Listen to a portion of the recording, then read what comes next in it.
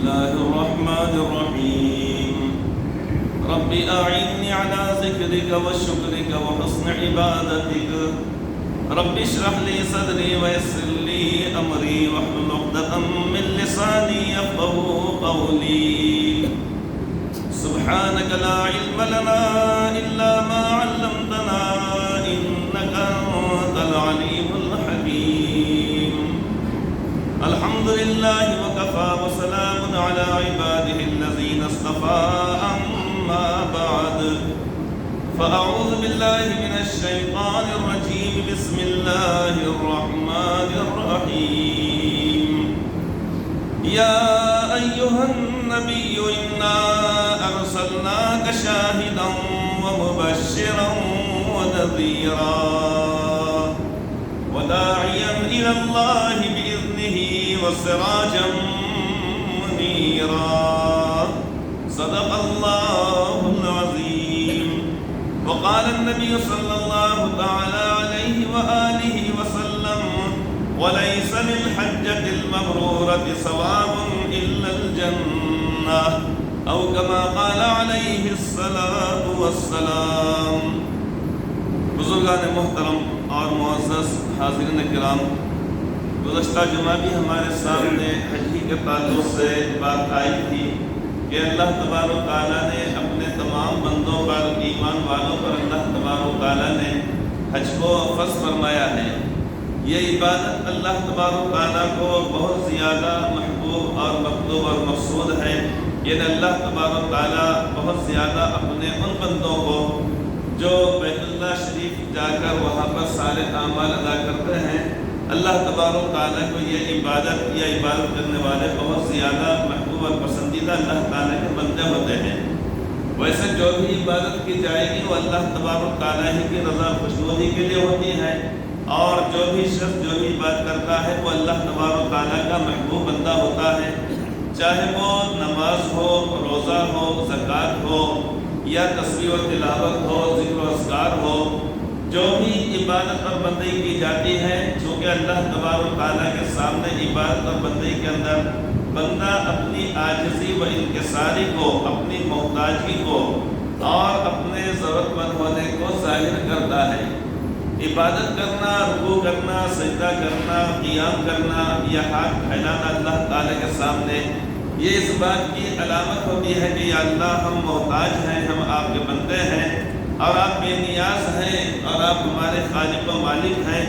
اگر ہم کو کوئی چیز عطا نہ کریں تو ہمیں کوئی دینے والا نہیں۔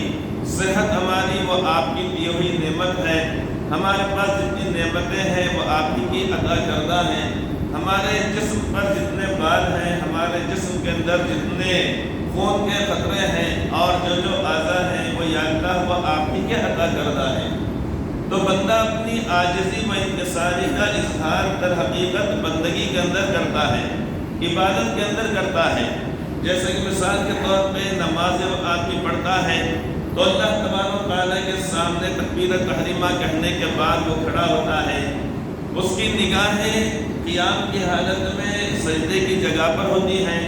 جب وہ رکوع کرتا ہے اپنے پیروں کے اوپر وہ دیکھتا ہے، وہاں پر نگاہ ہوتی ہے۔ جب وہ قائد وہ ہوتا ہے تو اپنے دامن پر اس کی نگاہ ہوتی ہے، اور جب وہ سلام پھیرتا ہے تو اپنے کاندھوں پر اس کی نگاہ ہوتی ہے۔ یعنی اپنی نگاہوں کو اوپر اٹھا کر وہ دیکھتا بھی نہیں ہے، بے ادبی ہے سمجھی جاتی ہے، بے احترامی اور بے اکرامی سمجھی جاتی ہے۔ لہذا نماز کے اندر انسان انتہائی عاجزی و انکساری کا اظہار کرتا ہے کہ اپنی نگاہوں کو وہ نیچے رکھتا ہے۔ روزہ جب رکھتا ہے تو بھوک اور پیاس کو برداشت کرتا ہے، لوگوں سے کہتا نہیں پھرتا کہ مجھے بھوک لگ رہی ہے، مجھے پیاس لگ رہی ہے،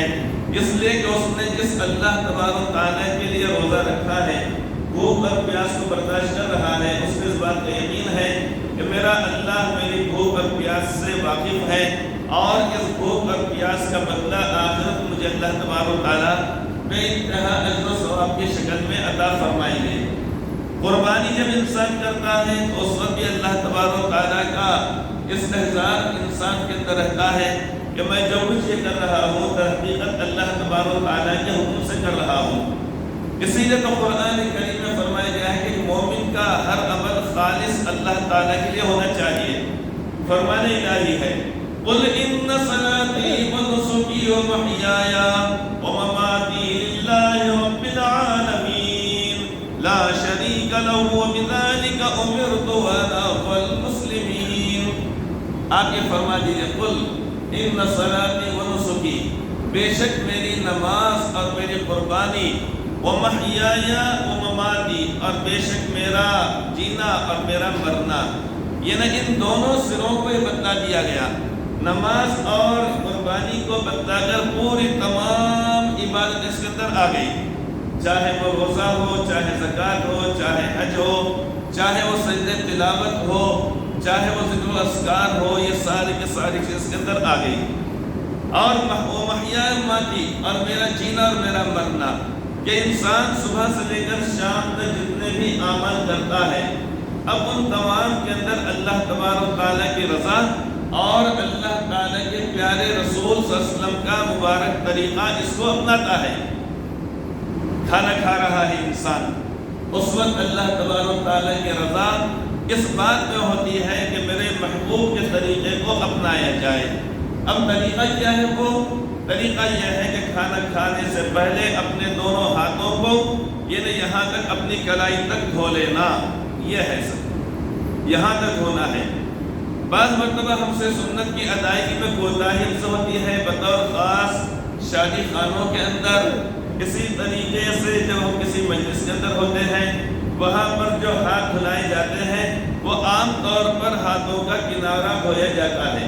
کیونکہ پورا دھونے کے اندر اندیشہ ہوتا ہے کہ بازو والے کے جسم پر یہ رکابیاں کا رکھی ہوں، یہ اسی طریقے سے کھانا کا رکھا ہوا اس کے اندر چھینٹے جاتے ہیں۔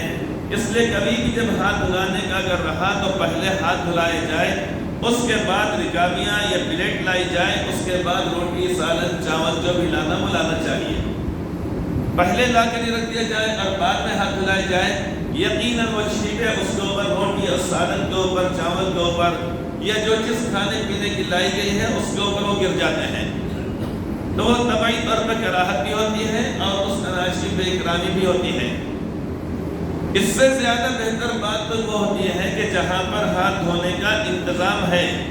جہاں پر نل لگا ہوا ہے، واش بیسن وہاں پر ہے لگا ہوا ہے، اب وہاں پر جب جا کے دھویا جائے گا تو یقینی طور پہ وہاں پر اپنے دونوں ہاتھوں کو اس طریقے سے یہاں تک اپنی کلائی تک دھویا جا سکے گا۔ جو سیلاب چیز ہوتی ہے، یہ ٹوکرا ہوتا ہے، یہ کٹورا ہوتا ہے، یہ برتن ہوتا ہے، اس کے اندر یہ ممکن نہیں ہوتا ہے کیونکہ وہ اتنے بڑے نہیں ہوتے ہیں۔ لہٰذا اس بات کا خیال رکھنا چاہیے کہ جب ہم بڑی دعوتوں کے اندر ہو، بڑی دعوت سے مراد ہے کہ جہاں پر پانی کا انتظام ہوتا ہے ہاتھ دھونے کا، وہاں پر اپنے دونوں ہاتھوں کو اچھی طریقے سے یہاں تک دھونا چاہیے۔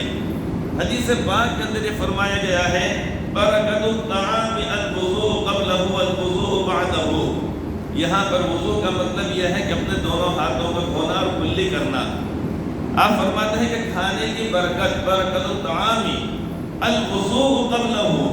کھانا کھانے سے پہلے وضو کرنا۔ وضو سے مراد نماز والا وضو نہیں ہے، ورنہ جہاں پر جتنا پانی لایا جاتا ہے اس کے لیے کہ اگر مثال کے طور پہ 1500 لوگوں کے کھانے کے انتظام ہے، اب وہاں پر اس سنت کی ادائیگی کے واسطے وہاں پر بہت سارے پانی کا بھی انتظام کرنا پڑتا میزبان کے لیے، بڑا اور خرچ آ جاتا تھا۔ اب تو وضو کر کے جا رہے ہیں، پھر اس بعد جا رہے ہیں کھانا کھانے کے لیے۔ یہاں پر وضو کا مطلب یہ ہے اپنے دونوں ہاتھوں کلائی تک دھو لینا اور کلی کرنا، یہ بھی اس میں شامل ہے۔ کلی کرنا سیلاب جی کے اندر یہ ممکن نہیں ہے، ٹوکرا وغیرہ اگر لائے جائے یا کوئی برتن لائے جائے اور ملک سے اگر ہاتھ دھلائے جا رہے ہیں تو وہاں پر یہ ممکن نہیں ہے، اور بطور خاص وہاں تو بڑا عجیب و غریب معاملہ ہو جائے گا۔ جو لوگ تمباکو کھاتے، زردہ کھاتے یا پان کھاتے،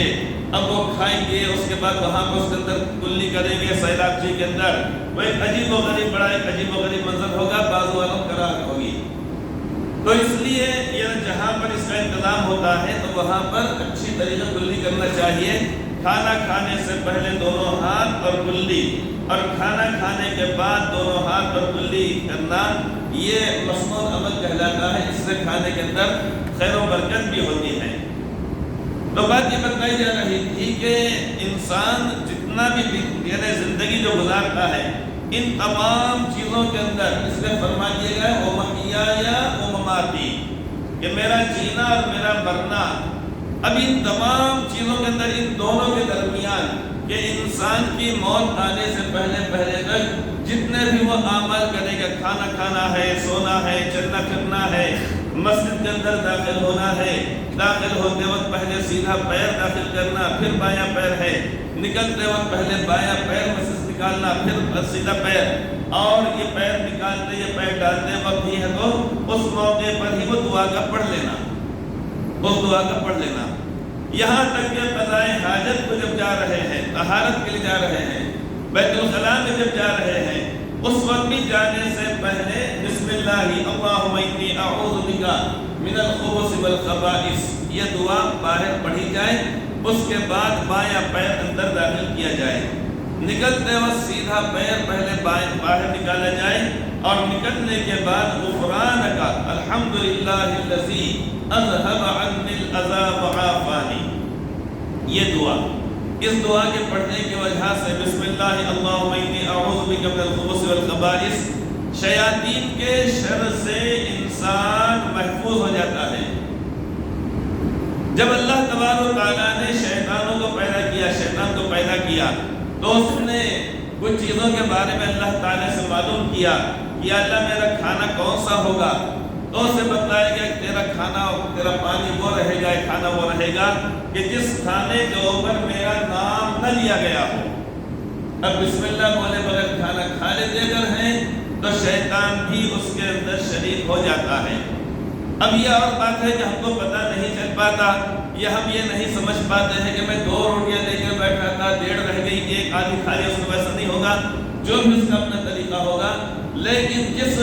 یعنی کھانے کے اوپر اللہ تعالیٰ کا نام نہیں لیا جاتا، چاہے ہم پھل کھا رہے ہوں، چاہے ہم چائے پی رہے ہوں، چاہے ہم لسی یا دودھ پی رہے ہوں، یا شربت پی رہے ہوں، یا انار کھا رہے ہوں، یا کھانا کھا رہے ہوں، کوئی بھی چیز جب کھائی جائے گی اللہ تعالیٰ کا نام لیے بغیر جب شروع کر دیں گے ہم، اس کھانے کے اندر شیطان شرکت کر لیتا ہے۔ تو اس نے پوچھا تھا کہ یا اللہ میرا اگر دنیا کے اندر کھانا کیا ہوگا،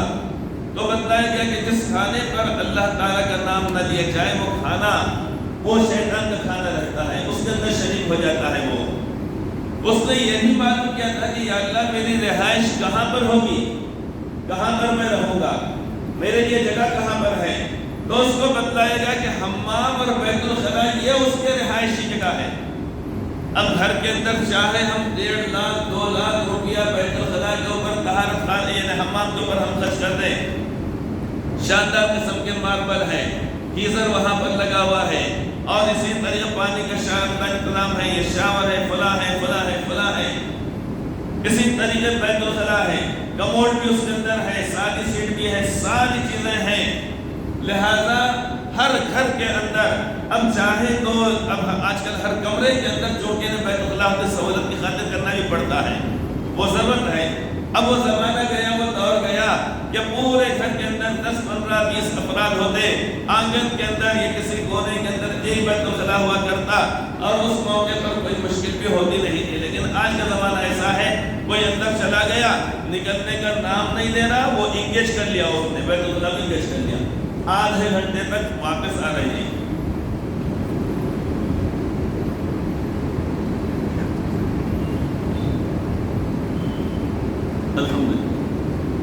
اب وہاں تو وہاں مسجد کے اندر بھی اگر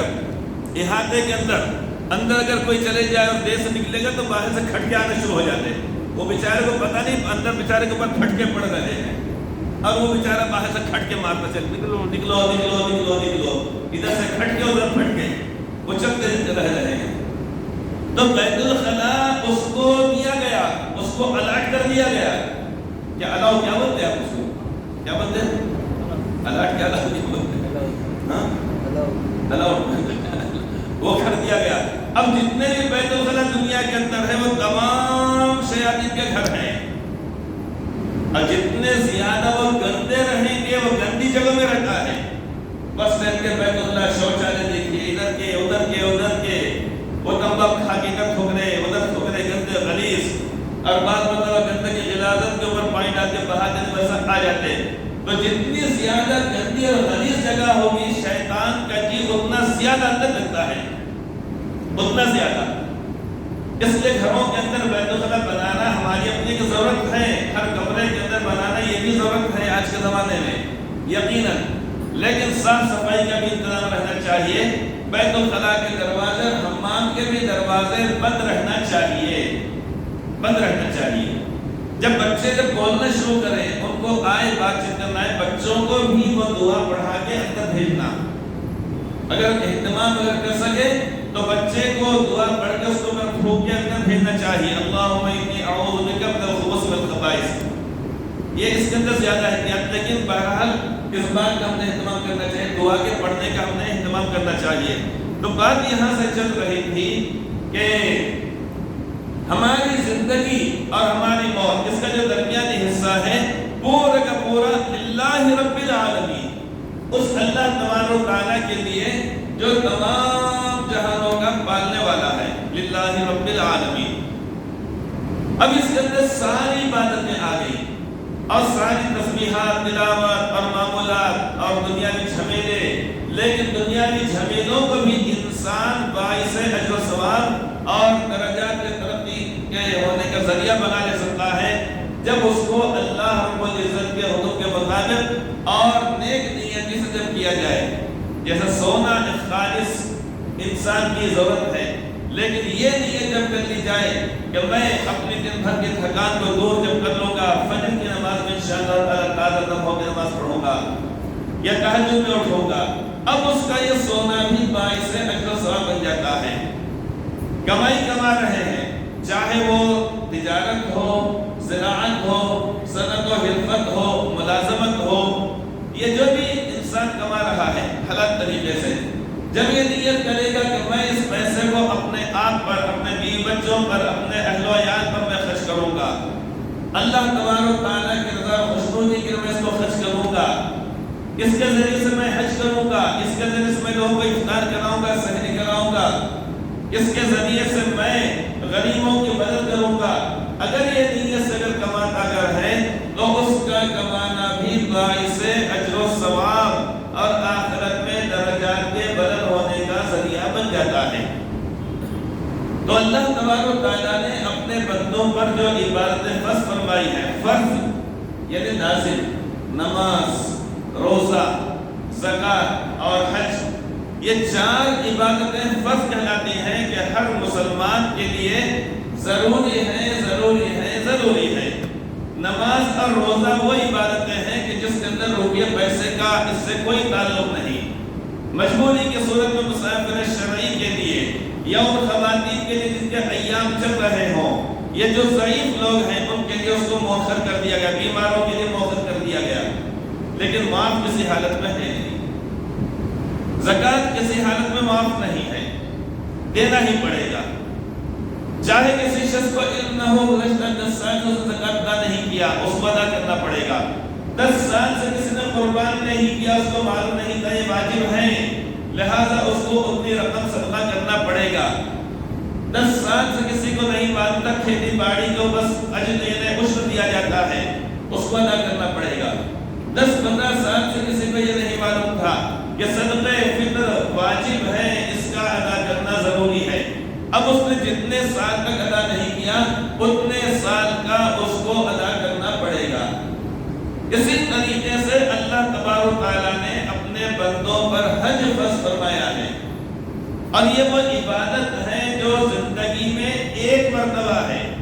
چاہے انسان اربوں روپے کا مالک ہو جائے، کھربوں روپے کا مالک ہو جائے، لیکن یہ فریضہ صرف ایک مرتبہ ہے۔ اس ایک فریضے کو ادا کرنے کا حکم یہ دیا گیا ہے کہ جیسے ہی انسان کے پاس اتنی استطاعت ہو جائے، مالی حیثیت ہو جائے کہ آنے جانے کے ضروری اخراجات موجود ہوں تو اس کو ادا کر لینا چاہیے۔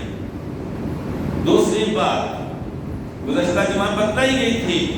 کہ حج کی ادائیگی میں تاخیر نہ کی جائے۔ اب دوسری بات اس کے علاوہ حدیث پاک میں فرمایا گیا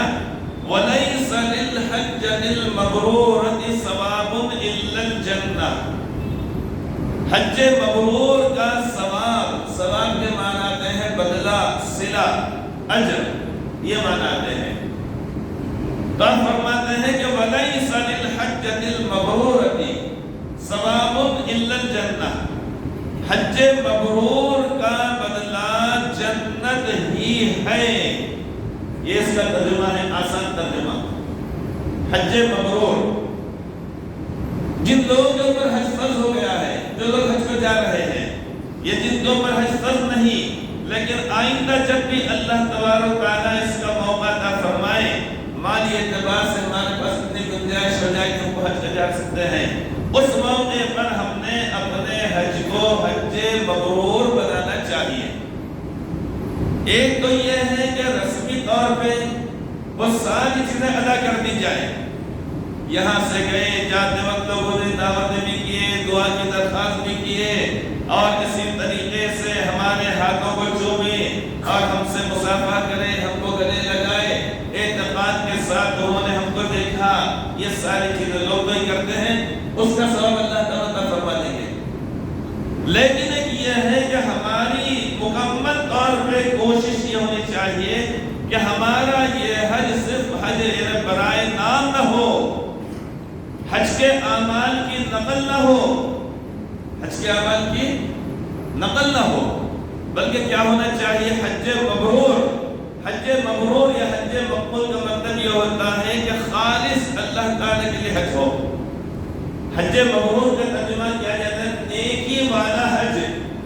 ویسے تو اللہ تبارک و تعالیٰ کا نظام یہی ہے، اللہ تعالیٰ کا فضل و کرم یہی ہے کہ جو بھی شخص کوئی بھی نیک عمل کرتا ہے تو اللہ تبارک و تعالیٰ اس کو ضرور ثواب عطا فرماتے ہیں۔ 10 نیکیوں سے آغاز ہوتا ہے، 700 تک، بلکہ اس سے زیادہ اخلاص کی بنیاد پر انسان کا ثواب بڑھ جاتا ہے۔ لیکن جب کوئی شخص ایسا حج کرے جس کو حج مقبول کہا جائے، کہ مقبول کا مطلب یہ کہ قبول ہونے والا حج، یہی وجہ ہے کہ جتنی بھی دعائیں حج کے موقع پر یا عمرے کے موقع پر کی جاتی ہے،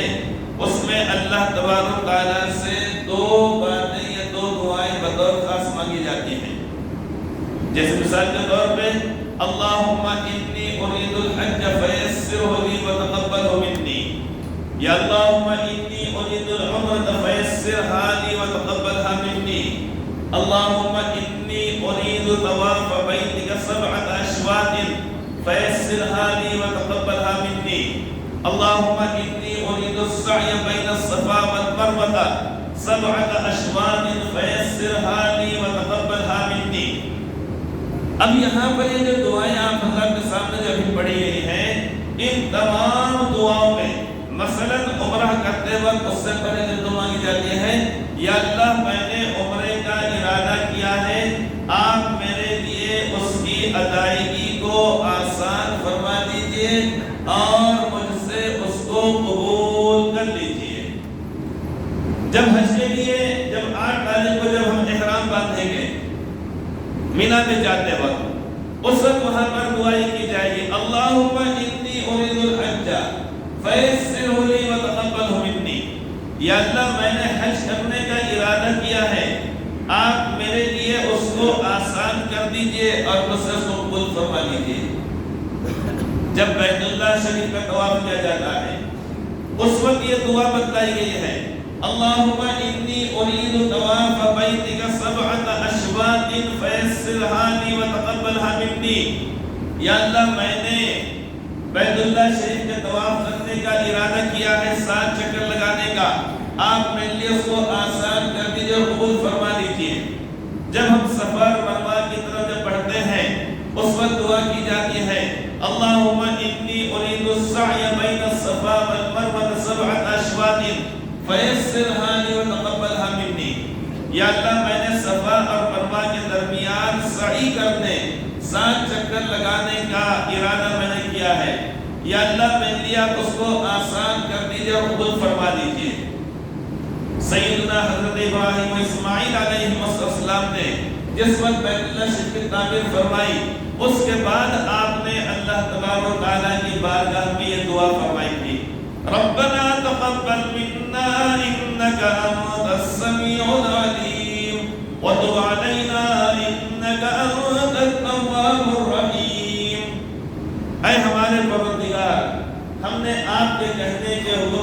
مطابق ہم نے بیت اللہ شریف کی تعمیر تو ہم نے کیا ہے، لیکن یا اللہ آپ ہمارے اس عمل کو، ہماری اس کوشش کو، اور ہم نے آپ کی اطاعت کرتے ہوئے جو عمل کیا ہے، یا اللہ آپ اسے قبول فرما لیجیے۔ ربنا تقبل منا انک انت السمیع العلیم۔ یا اللہ ہم سے ہماری اس محنت کو اور ہماری اس برکت کو قبول فرما لیجیے، بے شک آپ بہت زیادہ سننے والے اور جاننے والے ہیں۔ کون دعا کر رہے ہیں؟ سیدنا حضرت ابراہیم اور اسماعیل علیہ السلام دعا کر رہے ہیں۔ جس وقت کے افطار کیا جاتا ہے اس وقت یہ دعا بتائی گئی ہے، اللہم لک صمت وبک آمنت وعلیک توکلت وعلی رزقک اقترضت فتقبل منی۔ یا اللہ میں نے آپ ہی کے لیے روزہ رکھا، آپ ہی کے لیے بھوک اور پیاس کو برداشت کیا، اور یا اللہ آپ ہی کے دی ہوئی چیز سے میں افطار کر رہا ہوں، یا اللہ میرے اس روزے کو قبول فرما لیجیے۔ تو معلوم ہوا کہ اصل چیز قبولیت ہے، ورنہ لاکھوں روپیہ خرچ کرے گئے حج کے لیے، لوگ آنے کے بعد حاجی صاحب حاجی صاحب حاجی صاحب کہہ رہے ہیں، اور خدا نخواستہ بعد میں پتہ چلا آخرت میں ہمارا حج وہ حج قبول نہیں ہوا۔ اس لیے جو لوگ حج کو یا تو جا رہے ہیں اس سال اس مجمع کے اندر، یا یہاں پر تمام جتنے موجود ہیں بزرگ حضرات، نوجوان حضرات اور بچے، معصوم بچے، سب کے سب اس بات کا ارادہ کریں کہ جب بھی ہم انشاءاللہ تعالی جائیں گے، اور اللہ تعالیٰ دعا کرنا چاہیے انشاءاللہ ہم ضرور بار بار جائیں گے، تو اس وقت ہماری نیت خالص ہونا چاہیے کہ اللہ تبارک و تعالیٰ کی رضا خوشنودی یہ پیشتر ہونا چاہیے، اس کے علاوہ کوئی اور چیز نہیں ہونا چاہیے۔ اسی کو حج مبرور کہا جاتا ہے، نیکی والا حج۔ نیکی والے حج کا مطلب یہ کہ ایسا حج کہ جس کو اللہ تبارک و تعالیٰ نے قبول فرما لیا ہو۔ سبھی حضرات سے گزارش ہے کہ زیادہ سے زیادہ امداد فرمائیں۔ تو نیکی والے حج کا مطلب یہ ہوتا ہے کہ مقبول حج۔ مقبول حج کیسا رہے گا؟ اب اس کے بارے میں مزید وضاحت کی گئی ہے، ایسا حج جو خالص حلال کمائی سے کیا گیا ہو، ایک روپے کی بھی اس کے اندر آمیزش حرام کمائی کی نہ ہو، بہنوں کا حصہ نہیں دیا گیا، پڑوسی کی زمین کو اوپر قبضہ کر لیا گیا، کسی کا کھیت رہن رکھا گیا تھا، رہن رکھا گیا تھا، اس کے بعد اس کو واپس کرنے کو ہم تیار نہیں ہو رہے ہیں۔ کسی نے ہم سے کوئی چیز خریدنے کا ارادہ کیا تھا، اب اس کے بعد ہوا یہ کہ وہ خرید و فروخت کو وہ شخص اس کو ختم کر دینا چاہتا ہے، کسی بنا بس پیسے کی گنجائش نہیں ہو رہی ہے۔ اب اس نے دیا تھا 1000 روپے، 500 روپے، 2000 روپے، وہ چیز کے مطابق بیانے کے طور پہ دیا گیا تھا۔ بھلے سے زبان سے کہہ دیا جائے کہ جو رقم بیانے کے طور پہ دی جا رہی ہے، اگر یہ اتنے تاریخ میں اگر رجسٹری نہیں کرائیں گے، پیسہ نہیں دیں گے، تو بیانے کی رقم ڈوب جائے گی، ڈل ہو جائے گی۔ یاد رکھنا چاہیے شرعی اعتبار سے یہ اس رقم کو لینا جائز نہیں ہوتا ہے، حرام ہے،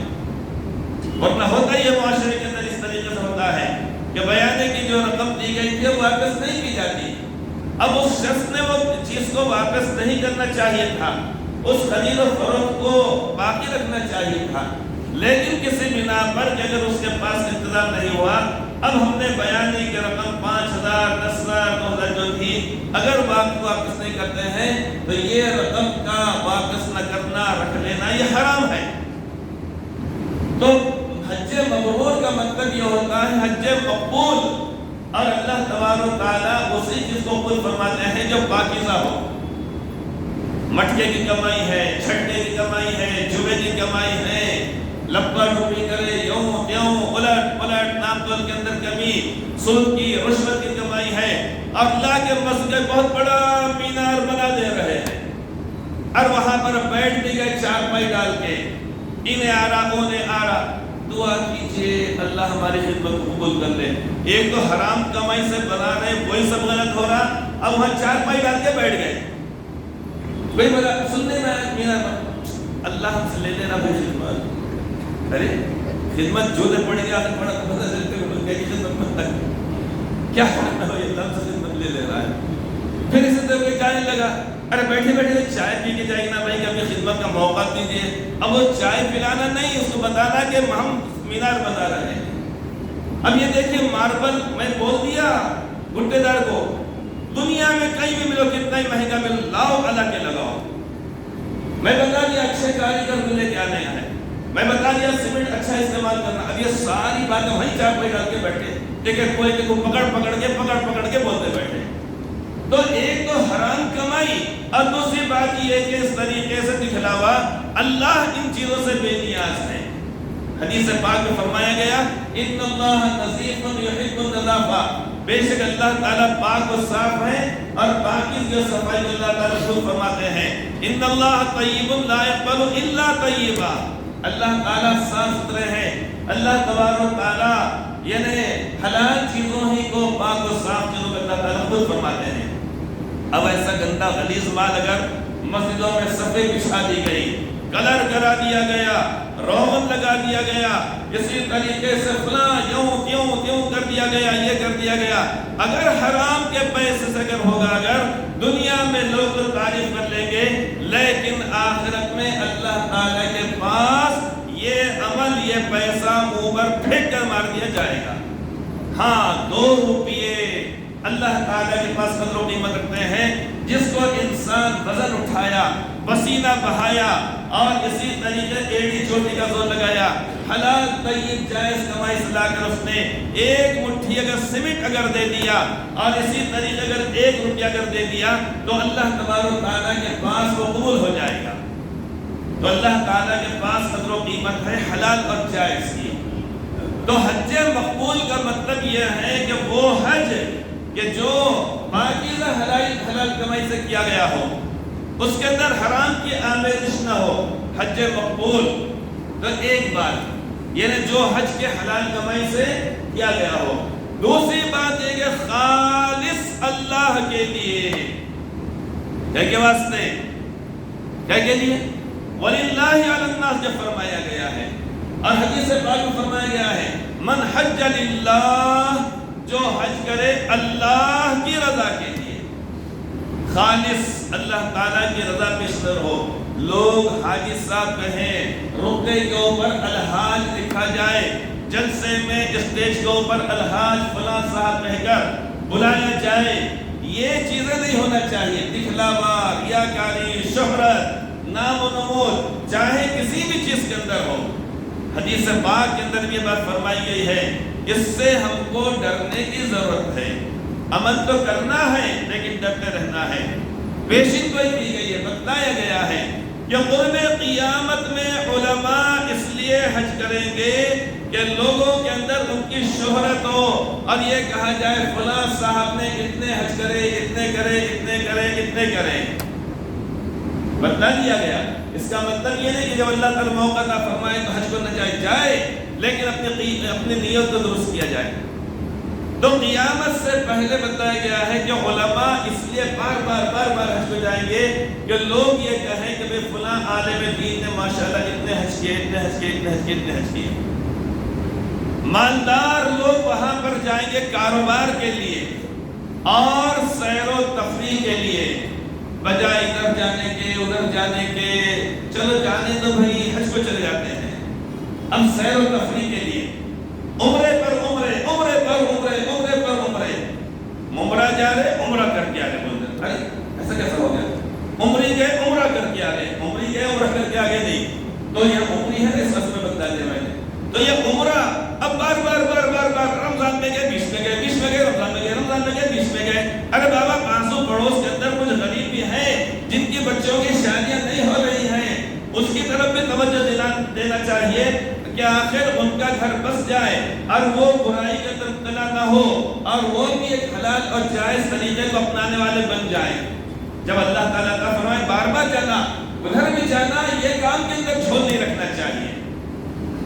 تو ایک جانب یہ ہے کہ حدیث پاک نے فرمایا ہے کہ علماء تو شہرت کے لیے جائیں گے اور مالدار اور بادشاہ یعنی اس لیے کہ سیر و تفریح کے واسطے جائیں گے. اور فرمایا گیا کہ فقراء بھیک مانگنے والے لوگ بھیک مانگنے کے واسطے جائیں گے. وہاں چلے گئے، ریال کے اندر پیسے مل رہے ریال، اب وہاں کا 1 ریال بھی جانا ہو تو یہاں کے 20-25 روپے ہو جاتے ہیں. تو تینوں کے تعلق سے فرمایا گیا ہے کہ علماء شہرت کے لیے اور اسی طریقے مالدار سیر و تفریح کے لیے اور فقراء بھیک مانگنے کے لیے. تو مطلب یہ ہے کہ جانا لیکن اپنی نیتوں کو درست کرنا چاہیے. تو حج مبرور اس وقت ہوگا جب کہ وہ شہرت سے خالی ہوگا،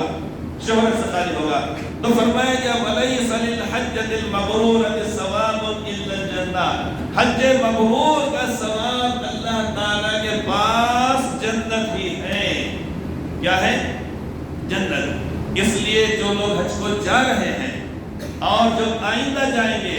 اپنی نیتوں کو ٹھیک کریں. انشاءاللہ تعالی آئندہ جمعہ میں حج کے جو اعمال ہیں، کس موقع پر کیا کرنا، کس موقع پر کیا کرنا، اس کو بھی انشاءاللہ تعالی اس مختصر سے وقت اندر بتایا جائے گا. اللہ تعالی ہم سب کو حرمین شریفین کی زیارت بار بار نصیب فرمائے. آمین ثم آمین.